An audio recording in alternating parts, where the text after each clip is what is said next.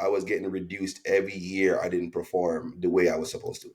And because Yeah. with me, like I said, it doesn't matter where I go, I'm gonna work. I'm gonna do exactly because I'm a very disciplined athlete, and I listen to everything our coach asks me to do, and I do it. Like, you know what I mean? Yeah. I'm not rebellious. I don't come to practice with a bad attitude. None of that. Yeah, you know what I mean? I just do what I have Yeah. to.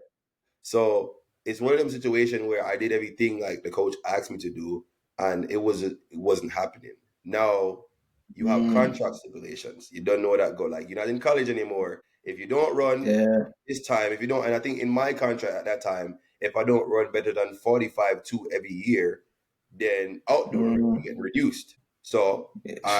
I ran 45.5 or 6. We don't care. Yeah. Reduce, right?